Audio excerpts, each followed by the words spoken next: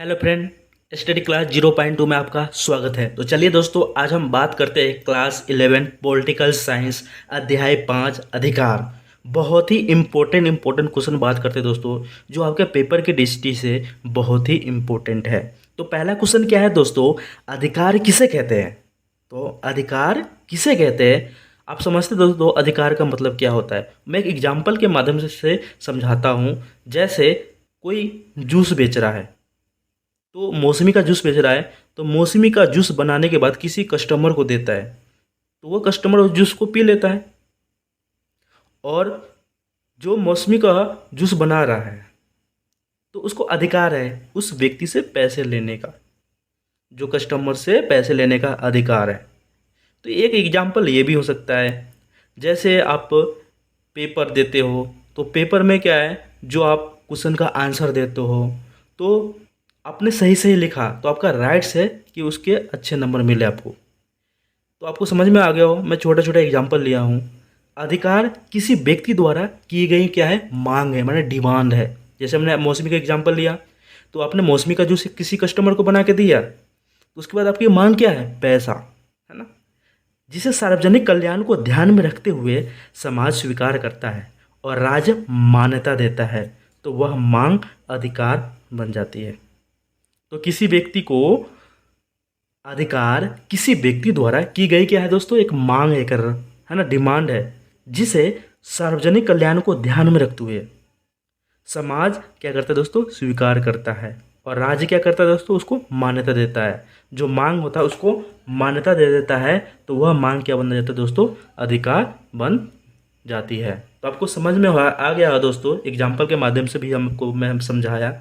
और ऐसे भी आप समझ सकते हो कि एक सिक्के के दो पहलू है ना। तो जैसे आपने कहीं मजदूरी किया, है ना, या मिस्त्री के काम किया, तो आपने ईंट उट को जोड़ दिया, है ना, और उसके बाद क्या है, आपका आपका अधिकार है पैसा, है ना। तो आपकी क्या है, वो मांग है, और राज्य इसको क्या करता है, मान्यता भी देता है कि न्यूनतम मजदूरी, तो वह मांग क्या बन जाता है, अधिकार बन जाता है। नेक्स्ट क्वेश्चन क्या है दोस्तों,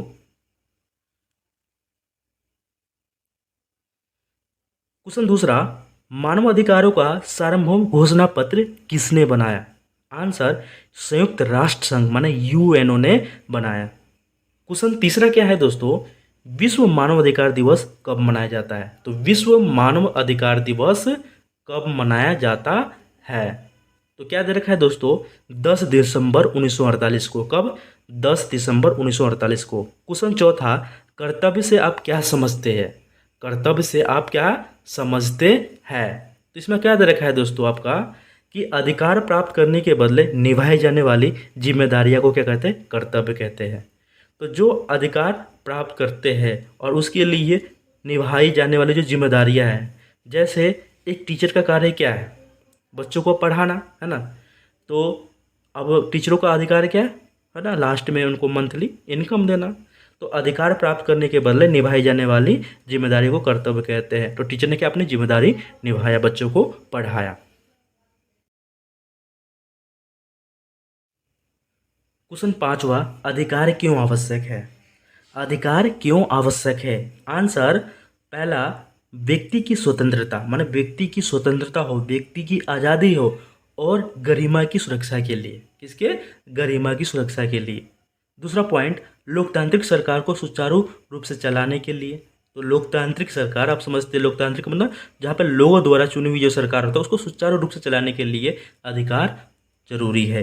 व्यक्ति की प्रतिभा व क्षमता को विकसित करने के लिए, तो व्यक्ति अपना विकास कर सके और अपनी क्षमता के हिसाब से अपना विकास कर सके। चौथा पॉइंट क्या है दोस्तों, व्यक्ति के संपूर्ण विकास के लिए, है ना, व्यक्ति के संपूर्ण विकास के लिए संपूर्ण विकास होना चाहिए। जैसे पढ़ाई लिखाई, उसका व्यक्तित्व, उसका शारीरिक, तो इसीलिए उसका संपूर्ण विकास हो। पांचवा, अधिकार रहित व्यक्ति बंद पिंजरे में पक्षी के समान है। तो किसी व्यक्ति को अधिकार ना मिले तो व्यक्ति क्या हो, एक पिंजरे में पक्षी के समान है। आप समझते हैं दोस्तों, जिस प्रकार से एक पक्षी को हम पिंजरे में डाल लेंगे तो वो अपना विकास नहीं कर पाएगा। आज़ादी से घूम नहीं पाएगा, अपने व्यक्तित्व की पहचान नहीं कर पाएगा, अपने व्यक्ति और प्रतिभा का क्षमता का विकास नहीं कर पाएगा। उसी प्रकार से जब किसी व्यक्ति को अधिकार नहीं मिलेगा तो व्यक्ति स्वतंत्र रूप से अपना विकास और संपूर्ण विकास नहीं कर पाएगा दोस्तों। क्वेश्चन छठा क्या है, राजनीतिक अधिकार बताओ, है ना। राजनीतिक अधिकार आपको बताना है। तो पहला पॉइंट क्या है आंसर, मत देने का अधिकार। तो सभी व्यक्ति क्या है, वोट देने का अधिकार। दूसरा है निर्वाचित होने के अधिकार। तो जो निर्वाचित जो सदस्य हो वो निर्वाचित होने का अधिकार होता है। तीसरा क्या है, सरकारी पद प्राप्त करने का अधिकार। तो सरकारी माने नौकरी माने प्राप्त करने का अधिकार। तो ये क्या है, राजनीतिक अधिकार है। तो मत देने का अधिकार, निर्वाचित होने का अधिकार, सरकारी पद प्राप्त करने का क्या है दोस्तों, अधिकार। क्वेश्चन 7वां, अधिकार कितने प्रकार के होते हैं, उदाहरण देकर समझाइए। तो अधिकार कितने प्रकार के होते हैं दोस्तों, अधिकार 3 प्रकार के होते हैं। अधिकार 3 प्रकार के होते हैं। पहला प्राकृतिक अधिकार, दूसरा नैतिक अधिकार, तीसरा कानूनी अधिकार। तो प्राकृतिक अधिकार, नैतिक अधिकार और कानूनी अधिकार। तो एक एक को हम विस्तार से समझते हैं दोस्तों, क्या है। पहला प्राकृतिक अधिकार। प्राकृतिक अधिकार में क्या है, जन्म के समय मिला अधिकार। जो प्राकृतिक अधिकार है वो हमें जन्म के समय मिलता है। कोई भी बच्चा जन्म लेता है तो उसको जीवन जीने की स्वतंत्रता, है ना।